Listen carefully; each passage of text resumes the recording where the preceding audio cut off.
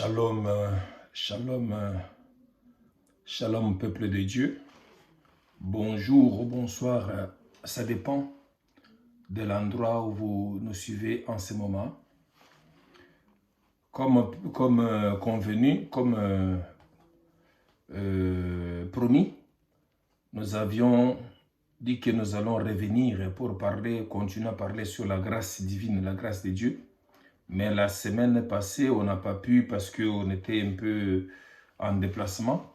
C'est pour cela que nous revenons aujourd'hui, ce soir ou ce matin, ça dépend de l'heure où vous nous suivez, pour continuer notre enseignement très capital, très important sur la grâce de Dieu. La grâce divine.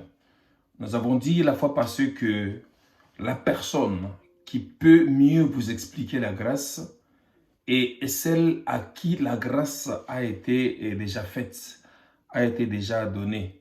Comme le fut l'apôtre Paul dans la Bible, il parle souvent de la grâce, parce qu'il savait que il avait su expérimenter cette grâce, parce que étant autrefois sans Jésus, il avait persécuté même l'Église de Dieu. C'est pour cela qu'il était mieux placé pour expliquer la grâce par rapport aux autres apôtres.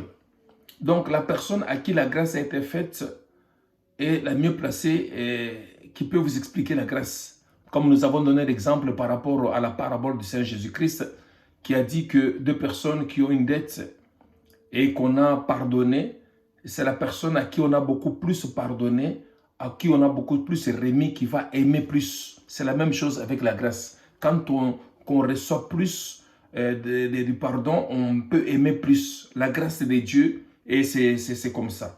Donc la grâce de Dieu n'a rien d'autre qu'une faveur accordée à quelqu'un sans qu'il ait à fournir un effort.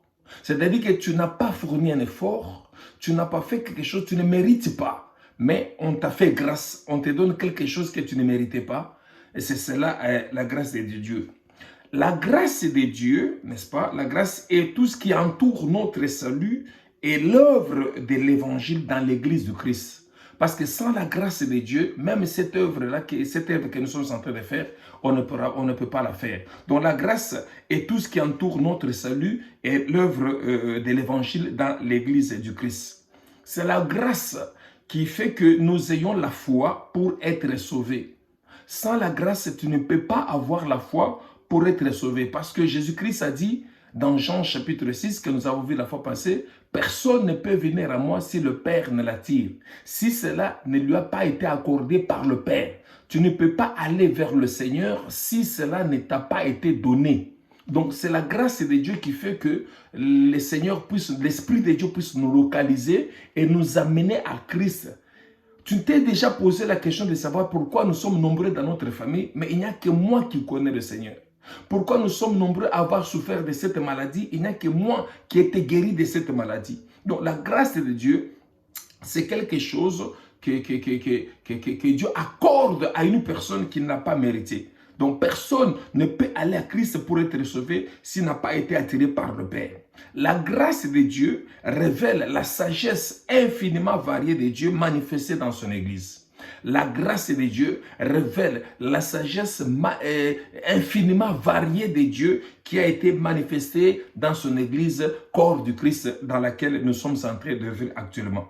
Alors, pourquoi alors? L'Écriture dit Jésus-Christ lui-même, lorsqu'il a commencé son ministère, j'ai dit ça la fois passée, il avait ouvert le livre du prophète Ésaïe, à l'endroit, Ésaïe 61, verset 1 à 2, à l'endroit où c'était écrit « L'Esprit du Seigneur l'Éternel est sur moi, car il m'a oint pour apporter la bonne nouvelle aux pauvres, il m'a oint pour guérir les malades, et ainsi de suite, il m'a oint patati patata. » C'est-à-dire qu'après, il a dit que certainement que vous m'appliquerez ces proverbes. Médecin, guéris-toi toi-même. Et il dit ceci, il dit, pourquoi alors qu'il y avait plusieurs veuves en Israël du temps d'Élie, mais il ne fut envoyé chez aucune de ces veuves-là, si ce n'est à une seule veuve de Sarepta.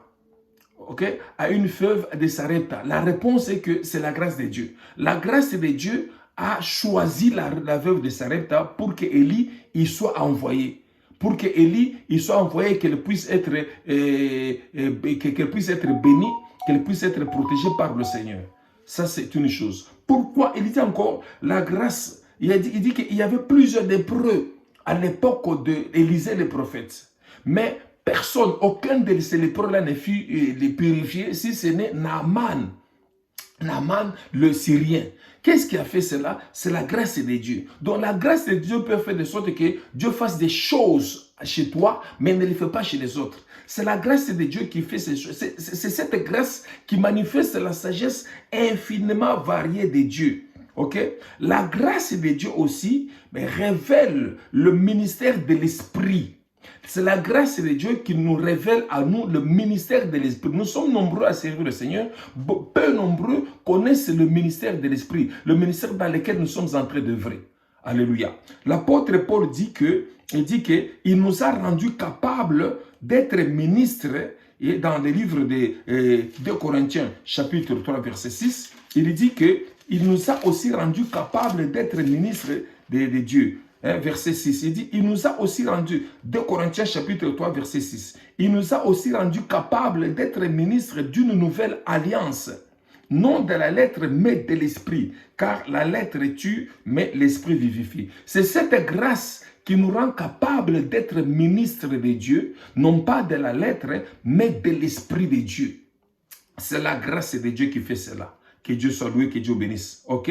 Donc, nous devons comprendre. Par grâce, nous comprenons les choses de l'esprit. C'est que sans la grâce de Dieu, tu ne peux pas comprendre les choses de l'esprit. Il y a beaucoup d'églises. Il y a beaucoup de ministères. Il y a beaucoup qui servent le Seigneur. Mais peu nombreux comprennent les choses de l'esprit. Tout simplement, la grâce ne leur a pas été accordée. Il y a des gens qui sont dans le protestantisme, dans le catholicisme, il y a des gens qui sont dans les églises de réveil, malgré qu'ils sont dans les églises de réveil, mais ils n'ont pas reçu cette grâce de comprendre ces choses. C'est pour ça que l'apôtre Paul dit qu'il nous a rendus capables d'être ministres, non de la lettre, mais de l'esprit. Car la lettre tue, mais l'esprit vivifie. Ce n'est pas que notre intelligence qui nous pousse à comprendre les choses de l'esprit de Dieu, qui nous pousse à comprendre et à exercer le ministère spirituel. Il y en a beaucoup bien aimés qui exercent le ministère, mais qui n'ont pas eu la grâce de comprendre ces choses dans leur profondeur. C'est la grâce de Dieu qui fait que nous puissions comprendre ces choses telles que nous les comprenons maintenant. La grâce de Dieu, simplement la grâce de Dieu. C'est pour cela que nous devons savoir que c'est la grâce de Dieu qui se manifeste dans notre vie.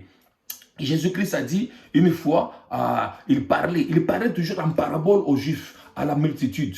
Et les apôtres en particulier s'approchaient de Jésus pour lui poser la question. Pourquoi tu leur parles en parabole et nous, tu nous parles un peu plus clairement? Il leur a dit que car c'est à vous qu'a été donné de connaître le mystère du royaume. Pour les autres, cela se passe en parabole. Pourquoi? Pour qu'en entendant et en écoutant, ils écoutent bien, mais qu'ils ne comprennent pas.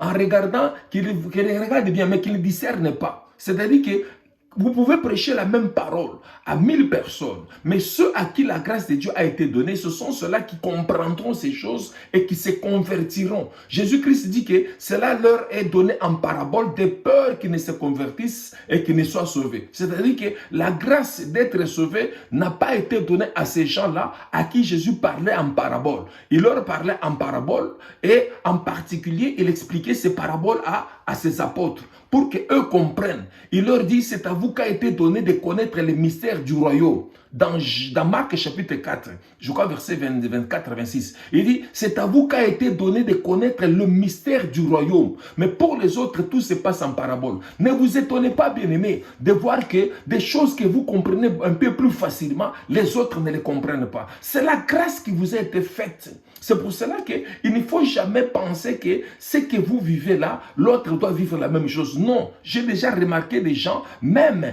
que Dieu te bénisse mon frère, même, frère Patrick, même des gens qui ont reçu la grâce d'avoir un bon homme, une bonne femme, ils pensent que tout le monde recevra. J'avais rencontré un pasteur qui critiquait les autres parce qu'ils ont des problèmes, parce qu'ils ont ces... J'ai dit non frère, ce n'est pas parce que toi tu as reçu cette grâce-là que tout le monde va avoir la même grâce que toi. C'est ça le problème. La grâce nous fait comprendre que ce que moi j'ai, l'autre n'a pas. Ce que moi je comprends, l'autre n'a pas. La grâce fait de sorte qu'il vous rende beaucoup plus fort fort par rapport à l'autre sur le plan spirituel. C'est pour ça que l'apôtre dit que supportons les faibles en esprit. Supporter les faibles, c'est-à-dire qu'il y a des gens qui ont cette faiblesse. Toi, tu as reçu la grâce de prier pendant 2 heures, 3 heures, 4 heures du temps et Dieu agit en toi. Vous comprenez? Alors, l'autre n'a pas eu cette grâce-là. Il y a des gens qui n'ont pas reçu la grâce de jeûner même 2 jours. C'est une grâce. Nous vivons par la grâce. C'est pour ça que je dis que la grâce,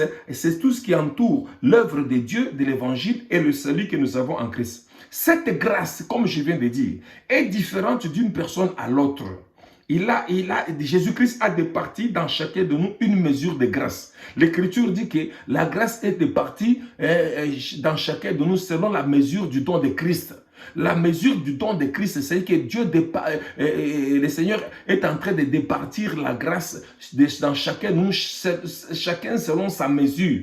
Donc, il nous donne chacun selon sa mesure. En parlant du message, n'est-ce pas, de la résurrection, l'apôtre Paul, ici dans 1 Corinthiens chapitre 15, nous allons lire versets 8 à 11, il parle justement de la grâce. Que Christ, quand il est ressuscité, il est apparu à beaucoup de gens. Ces gens à qui Christ est apparu, ce n'est pas que il fallait que tout le monde le voie. Ce sont des gens à qui la grâce a été faite. Ok? Il dit ici au verset 8, après eux tous, c'est-à-dire que Jésus-Christ, je peux commencer au verset 5, et après avoir ressuscité, qu'il est apparu à Céphas, puis aux 12, ensuite il est apparu à plus de 500 frères à la fois, dont la plupart sont encore vivants, et dont quelques-uns sont morts. Ensuite il est apparu à Jacques, puis à tous les apôtres. Après eux tous, verset 8. Paul dit, après eux tous, il m'est aussi apparu à moi comme à l'avorton, car je suis le moindre des apôtres. Je ne suis pas digne d'être appelé apôtre parce que j'ai persécuté l'église de Dieu. Par la grâce de Dieu, je suis ce que je suis. Et sa grâce envers moi n'a pas été vaine. Loin de là. J'ai travaillé plus que eux tous. Non pas moi toutefois, mais la grâce de Dieu qui est avec moi. Ainsi donc, que ce soit moi, que ce soit eux, voilà ce que nous prêchons et c'est ce que vous avez cru. Vous comprenez, bien aimé? C'est-à-dire que la grâce de Dieu a fait que l'apôtre Paul puisse la recevoir afin que Christ puisse se révéler à lui. Ce n'est pas parce que Christ s'est révélé d'une certaine manière à toi par rapport aux autres que tu dois te montrer, tu dois commencer à t'enorgueillir, à dire que moi je suis supérieur aux autres. Ce n'est pas ça. Paul dit que je ne suis pas digne d'être appelé apôtre parce que moi j'ai persécuté l'église. Mais malgré que j'ai persécuté l'église, Christ n'a pas tenu compte de tout ça, mais il m'est apparu comme à l'avorton. C'est pour cela que la grâce m'a été faite. Et j'ai travaillé plus que tous les autres apôtres. Non pas moi, mais la grâce qui est à moi. Ce n'est pas parce que toi tu as beaucoup travaillé plus que les autres. Ce n'est pas parce que toi tu as beaucoup d'églises plus que les autres. Ce n'est pas parce que toi tu sais prêcher plus que les autres que tu es supérieur. Non, non et non. La grâce départie dans chacun de nous fait de sorte que chacun puisse travailler selon la mesure du don de Christ. Et cela fait que l'église puisse être complémentaire. L'église, nous devons nous compléter dans l'église de Dieu. C'est pour ça que l'Écriture dit que nous devons avoir les sentiments qui étaient en Jésus-Christ.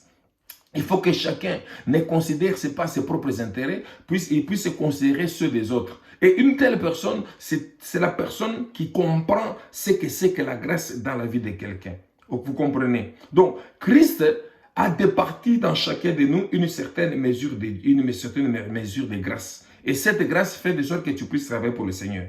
La grâce a fait que Paul puisse travailler plus que les autres apôtres. Ah, mon frère Didier Mathéo, que Dieu te bénisse, que Dieu te bénisse. C'est pourquoi il a dit dans Ephésiens chapitre 2, verset 10. Il dit, nous sommes son ouvrage, ayant été créés en Jésus-Christ pour de bonnes œuvres. Nous avons été créés en Jésus-Christ pour de bonnes œuvres afin que nous les pratiquions. Ce n'est pas que je suis capable de moi-même d'aimer des gens ou bien de faire du bien aux gens. La grâce me pousse à aimer les gens. La grâce me pousse à fuir l'impudicité. La grâce me pousse à être quelqu'un de sérieux. La grâce me pousse à ne pas commettre de bêtises. C'est la grâce de Dieu. La grâce te donne la force de résister. La grâce de Dieu fait de sorte que c'est lui qui a dit qu'il ne convoite pas, que cette parole dans ta vie puisse se manifester et que tu ne puisses pas convoiter dans ta vie. La grâce de Dieu a fait cela. C'est la grâce de Dieu qui rend quelqu'un beaucoup plus puissant, beaucoup plus saint, ainsi de suite. Tu n'es pas capable de toi-même. J'ai relu le passage que j'avais lu la fois passée, le salut par la grâce. Chapitre 2, Ephésiens chapitre 2, à partir du verset 5.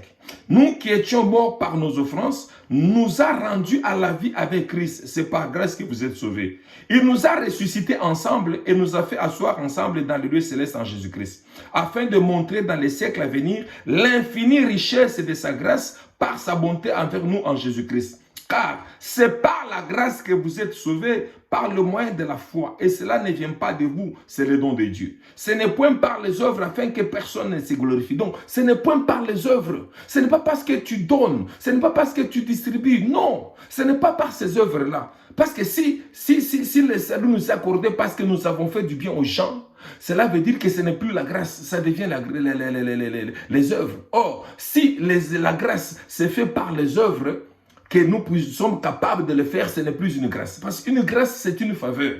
L'Écriture dit que car c'est par la grâce que vous êtes sauvés, par le moyen de la foi, et cela ne vient pas de vous, c'est le don de Dieu.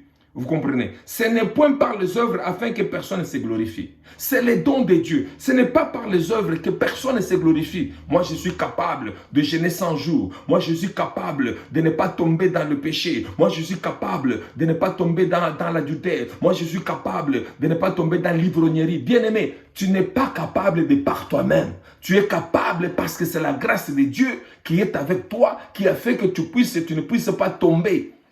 C'est pour cela que dans nos prières, nous devions chaque fois demander la grâce du Seigneur. Mon frère, Dieu merci. Que Dieu te bénisse. Il y a des gens qui s'enorgueillissent. La grâce de Dieu est tout ce qui nous entoure, est tout ce qui entoure le salut. Nous ne pouvons pas faire le bien par nous-mêmes.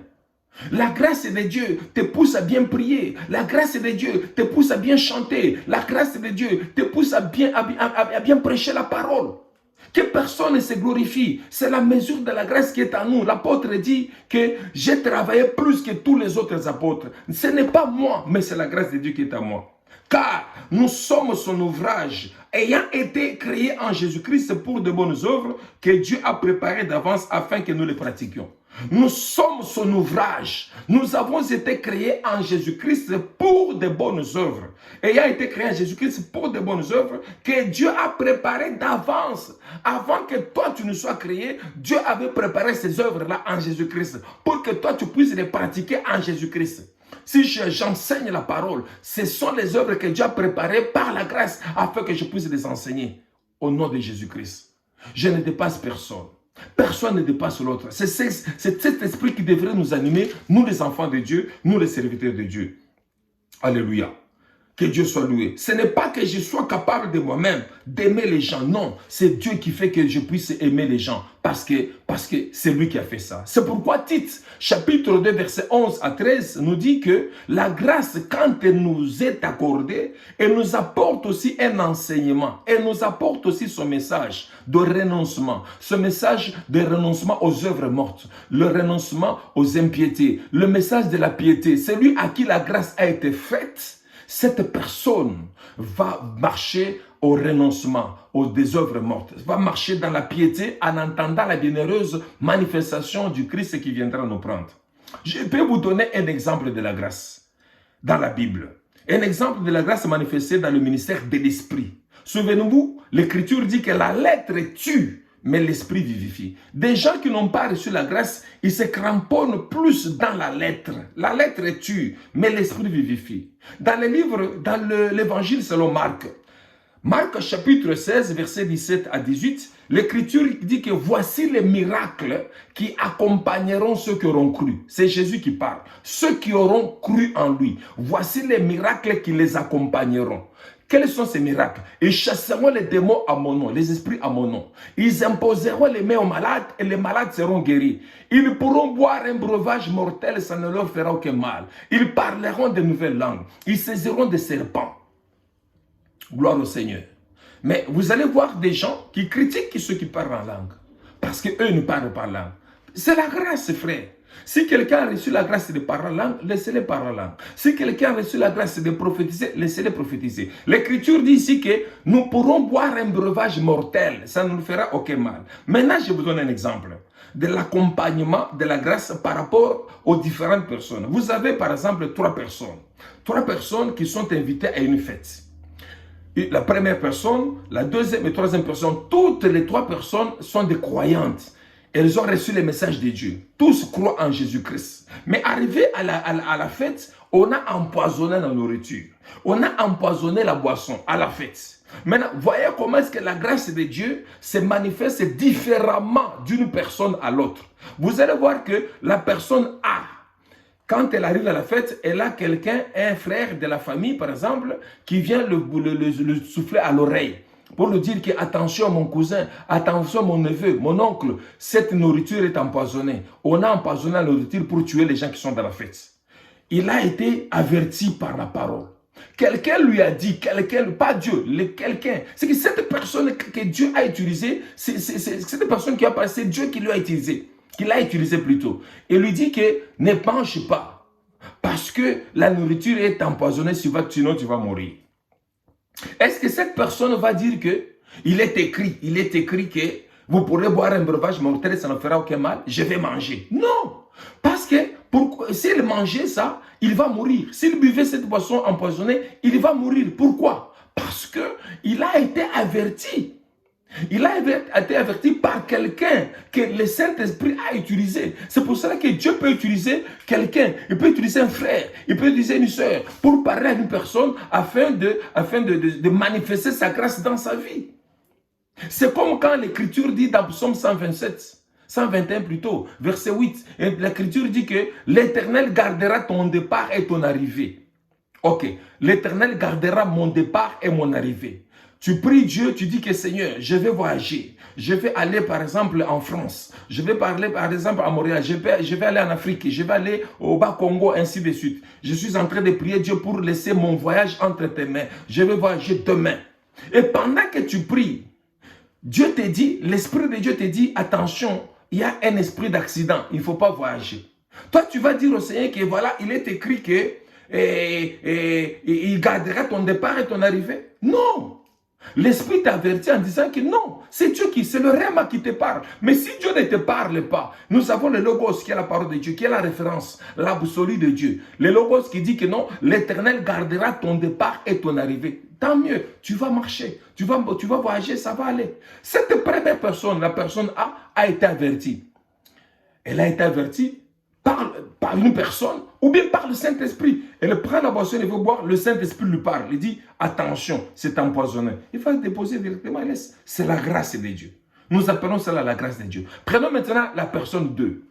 La deuxième personne, la personne B, elle n'a pas été avertie. Elle croit la parole qui dit que voici les miracles qui accompagneront ceux qui auront cru. À mon nom, ils chasseront les démons, ils imposeront les mêmes malades, et les malades seront guéris. Ils pourront boire un breuvage mortel, ça ne leur fera aucun mal. Cette personne, elle prend la boisson, la nourriture, elle mange ou bien elle boit, sans avoir été avertie. Maintenant, quand elle boit, ça ne lui fait rien. Rien ne se passe. Les gens regardent, rien n'arrive. C'est la grâce qui a été manifestée parce que Dieu s'est manifesté dans sa parole. La même chose quand Paul était parti avec pour aller aux Romains, leur navire avait échoué sur une île là où ils avaient trouvé des barbares. L'Écriture dit que Paul avait ramassé un buisson, de broussailles pour mettre dans le feu. Il y a une vipère, un serpent qui est sorti par l'effet de la chaleur et a tenu Paul à la main. C'est-à-dire que la vipère a mordu Paul à la main et s'est attaché à Paul. L'Écriture dit que l'apôtre a vu la vipère et l'a secoué dans le feu, c'est tout. Les barbares qui étaient là, ils s'attendaient à le voir enfler, tomber directement par le poison, par le venin du serpent. Mais ils ont remarqué, ils ont entendu, rien ne s'est passé. Ils ont changé d'avis pour dire que non, ce monsieur c'est un Dieu. C'est quoi? C'est la grâce de Dieu. C'est la grâce de Dieu.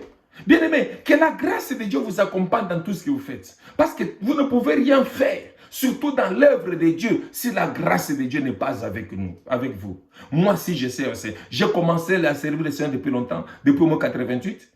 Ça fait moins 35 ans que je suis dans le Seigneur. Mais beaucoup de ceux avec qui on a commencé sont déjà morts, décédés. Mais je suis en vie.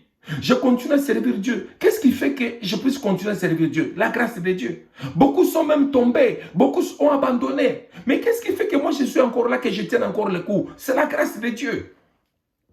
Que la grâce de Dieu, mon frère, toi qui me suis maintenant, puisse être avec toi pour que malgré les combats, malgré les tentations, malgré les attaques du monde des ténèbres, que Dieu puisse toujours te protéger. Que Dieu puisse toujours être avec toi, quel que soit ton âge, quelle que soit ta jeunesse. Moi, j'ai commencé l'œuvre de Dieu, j'avais juste 22 ans, je ne sais pas. J'étais très très jeune.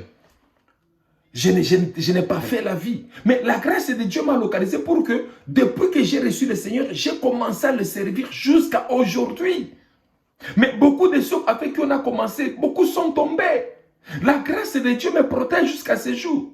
Quelles que soient les attaques, quels que soient les combats. Parce qu'il y a, je sais, il y a le monde des ténèbres parfois qui s'acharne contre nous. On envoie même des émissaires pour nous faire du mal. Mais la grâce de Dieu, nous sommes attaqués. Je ne peux pas vous dire les attaques que nous recevons, nous subissons du jour au jour du monde des ténèbres. Mais ça ne sert à rien. Parce que je sais que tout ça c'est nul et sans effet. Parce que le Seigneur me dit que si ces formes de complot contre toi, cela ne viendra pas de toi, de moi plutôt. Et toute arme forgée contre toi sera nulle et sans effet. Ce qui me protège, c'est quoi? C'est la grâce de Dieu. Mes jeunes frères et mon frère Jancy, que Dieu te bénisse, que la grâce de Dieu partout où tu peux aller. Si tu as la grâce de Dieu, bien aimé, Dieu ne permettra pas que tu tombes. Dieu ne permettra pas que tu sois tenté au-delà de tes forces. Parce que tu es un choisi de Dieu. La troisième personne, elle aussi n'a pas été avertie. Elle mange la nourriture empoisonnée. Elle boit la boisson empoisonnée. L'Écriture dit que, l'Écriture dit que vous pourrez boire un breuvage mortel, ça ne fera aucun mal. Mais c'est une personne qui croit en Christ. Maintenant, elle prend ça, cette personne, 2 jours après, 1 jour après, elle commence à sentir des malaises. Elle commence à sentir des malaises. Des attaques. On dit que non, il a été empoisonné. On l'amène à l'hôpital, il guérit. Ou on l'amène à l'église, on prie pour lui, il guérit. Tout ça, c'est quoi? C'est la grâce de Dieu. Ce n'est pas parce que tu n'as pas été sauvé, tu as été guéri à l'hôpital et que ça, ce n'est pas Dieu. Non, il y a des gens qui entrent à l'hôpital, ils sont des millionnaires, ils sont des milliardaires. Pour un simple mal de tête, il a meurt. Mais toi, tu n'as pas un franc dans ta poche, tu n'as pas $1 dans ta poche, tu n'as pas $10 dans ta poche. Tu as souffert d'une grave maladie. Tu es parti à l'hôpital. La grâce de Dieu a fait que la simple aspirine qu'on t'a donnée et tu es guéri totalement. La grâce de Dieu. Nous devons apprendre, bien aimé, à reconnaître la grâce de Dieu dans nos ministères. La grâce de Dieu dans nos vies. Parce que ma vie n'est pas la vie de toi, n'est pas la vie de telle personne. Ma vie n'est pas ta vie, ma vie n'est pas sa vie. Chacun a sa vie. Et la grâce de Dieu nous conduit selon que Dieu nous conduit. Tu ne peux pas penser que non, la manière dont Dieu doit agir avec toi, il doit agir avec tout le monde. Ça, c'est une fausseté. Ça, c'est une erreur très grave. Chacun a son destin. Chacun a une mesure de grâce que Dieu lui a accordée. Gloire au Seigneur. C'est la même chose quand nous exerçons le ministère. Tel a tel don, c'est Dieu qui fait ça. Et c'est Dieu qui accompagne tout le monde. Voyez les exemples des 3 personnes que je vous ai donnés. 3 chrétiens qui connaissent Dieu, qui sont empoisonnés, qui sont allés dans une fête où la nourriture est empoisonnée. La première personne, Dieu l'avertit qu'elle ne boit pas. C'est la grâce qui a fait qu'il ne puisse pas boire. La deuxième personne, il prend, mais ça ne lui fait rien. C'est la grâce de Dieu. La troisième personne, il prend, il sent des malaises. On l'amène à l'hôpital, on le traite, il est guéri. On l'amène à l'église, on prie pour lui, il est guéri. Donc tu peux être guéri à l'hôpital, tu peux être guéri à l'église. C'est toujours la grâce de Dieu. C'est tous de la grâce de Dieu. C'est pour ça que dans ces récits, on dit, si quelqu'un est malade, donc dans les livres d'hétérocanique, si quelqu'un est malade, qu'il aille chez les sacrificateurs, qu'il offre son offrande, et puis qu'il aille chez les médecins. Pourquoi? Parce que Dieu a créé de tout le monde. Dieu a donné aux médecins l'intelligence pour traiter les corps. Mais, malgré que les médecins traitent les corps, mais celui qui guérit, c'est Dieu. Parce que l'Écriture dit, c'est lui qui est Jéhovah Rapha. C'est lui qui pardonne nos iniquités et qui nous guérit de toutes nos maladies. Que Dieu soit loué. Alléluia, alléluia. La grâce de Dieu se manifeste non seulement le salut, mais aussi la rédemption. Je ne vais pas trop tenir sur ça parce que je pourrais parler ça à la semaine prochaine. Parce que la grâce manifeste l'œuvre de la croix et de la régénération pour le salut. C'est-à-dire que la justification, la sanctification et le baptême du Saint-Esprit. C'est le parcours de la grâce. J'aimerais parler d'abord, avant de revenir sur la justification, la sanctification et le baptême du Saint-Esprit, parler de Jacob et d'Ésaü.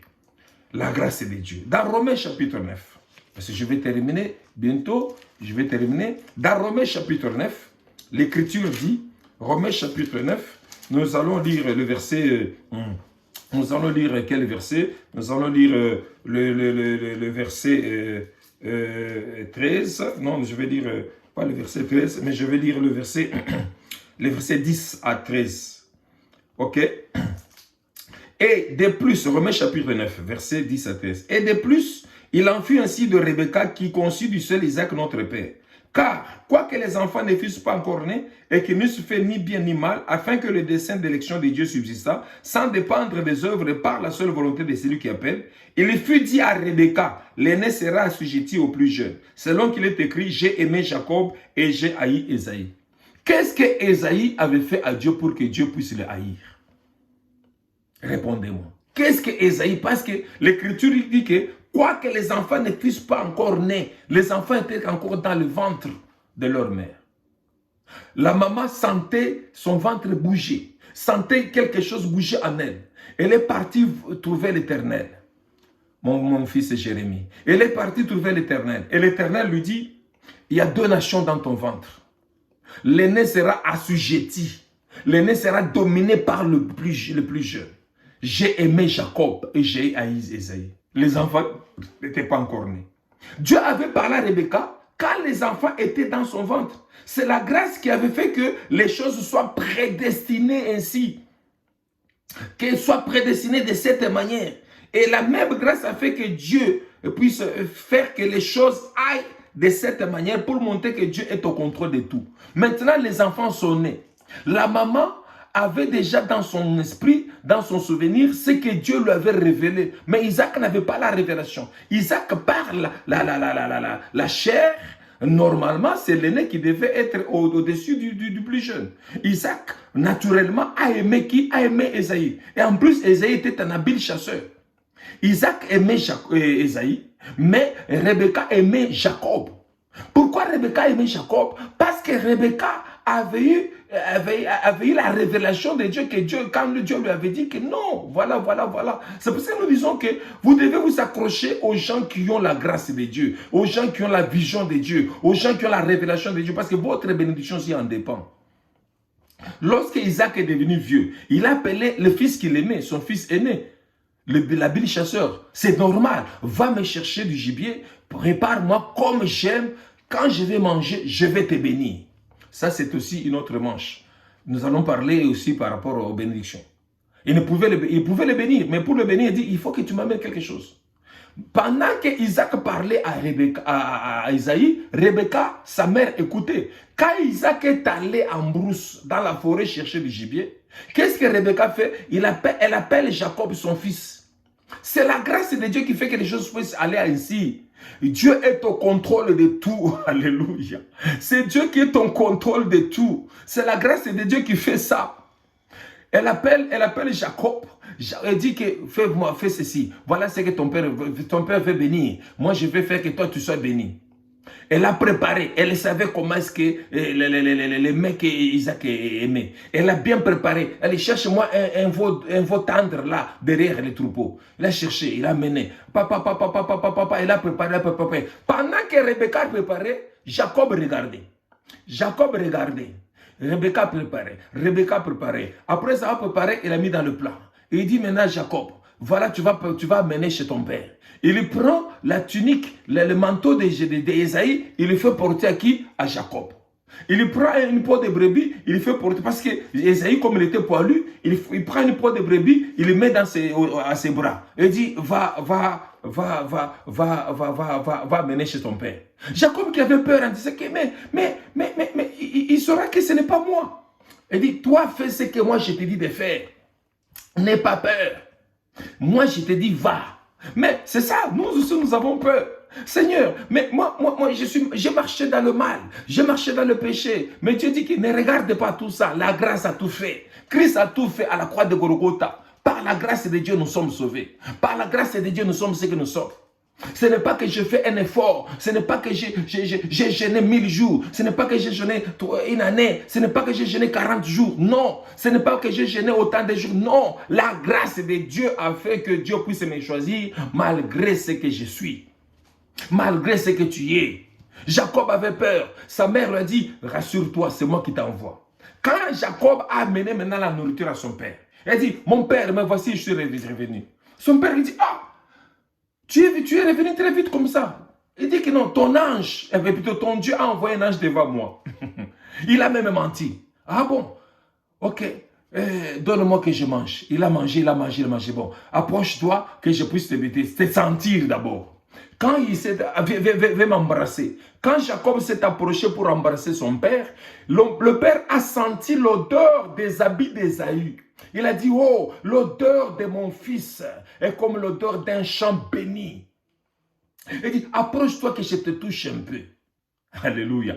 Jacob s'est approché, son père a touché ses mains. Il a senti les poils. Or, ce n'était pas les poils de Jacob, parce que lui n'était pas poilu. C'était les poils d'un animal. Il dit, mon fils est poilu, oui. Il a commencé à prononcer, avant de prononcer la bénédiction, il a dit, ah, mais il a mangé, il a touché. Il dit, la voix est la voix de Jacob. Alléluia. La voix, je sens la voix. Vous savez, quand quelqu'un est aveugle, il développe d'autres facultés. Lui, l'odorat, ainsi de suite. Il dit, la voix est celle de Jacob, mais le corps, c'est le corps d'Ésaïe. Alléluia. La voix, c'est la voix de Jacob. Mais le corps, c'est le corps d'Ésaïe. Il a commencé à déverser la bénédiction, toute la bénédiction qu'il avait sur lui. Alléluia. Ce n'était pas Ésaïe, mais c'était Jacob. C'est la même chose que Christ a fait pour nous à la croix de Golgotha. Il a dit tout est accompli. À la croix de Golgotha, Jésus-Christ a tout accompli. Il a manifesté la foi, la grâce. La grâce manifeste l'œuvre de la croix. Qu'est-ce qui s'est passé? Nous sommes des pécheurs. Nous ne pouvons pas devant le Seigneur parce que nous sommes des pécheurs. Qu'est-ce que l'Écriture dit? Nous devons aller en Jésus-Christ. Quand Dieu nous regarde, la voix, c'est la voix de Paul, mais le corps, c'est le corps du Seigneur Jésus-Christ. Moi, j'entre en Jésus-Christ. Par la grâce, je suis en Christ.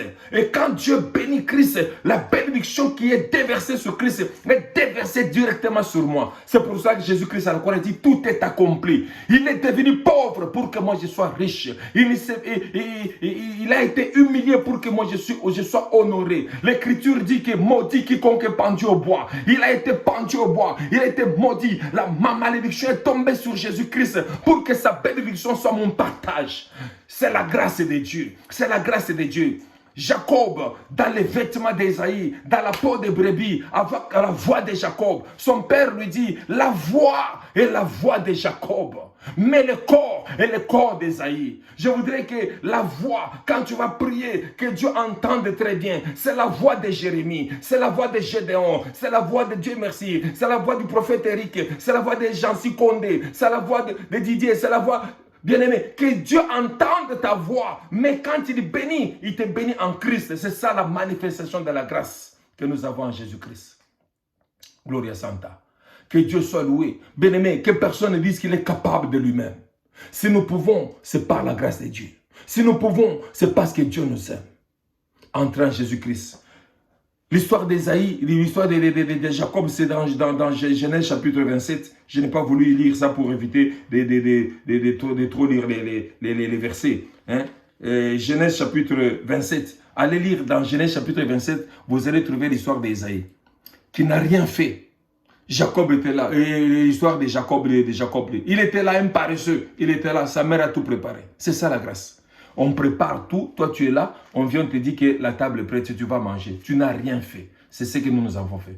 Nous n'avons rien fait. C'est ce que nous sommes. Jésus a tout fait pour nous à la croix de Golgotha. Prochainement, je vais parler de la manifestation de la grâce dans l'œuvre de la croix, dans le processus de la justification, de la sanctification et du baptême du Saint-Esprit. C'est la grâce de Dieu qui fait que nous soyons aujourd'hui des apôtres, des prophètes, des pasteurs. C'est la grâce de Dieu qui fait que nous puissions nous marier aujourd'hui, que nous puissions travailler aujourd'hui. En tout cas, je prie Dieu que la grâce de Dieu vous localise partout, tous ceux qui m'ont suivi et tous ceux qui vont me suivre après, que la grâce de Dieu puisse vous localiser. Que Dieu vous bénisse, que Dieu vous bénisse, que vous bénisse encore une fois. Soyez localisés. Nous qui étions à Lo-Debar comme Mephibosheth, la grâce, nous étions dans la boue à Lo-Debar. La grâce nous a fait sortir. Aujourd'hui, nous sommes visibles aux yeux des gens. C'est la grâce de Dieu. Ne vous enorgueillissez pas. Je prie Dieu que cette grâce puisse surabonder dans votre vie et qu'elle soit permanente dans votre vie. Dans les précieux et puissants noms de Jésus-Christ, nous avons prié ainsi. Amen. Bien-aimés, à la prochaine. Le vendredi prochain, nous allons continuer ce message. Merci beaucoup. Amen.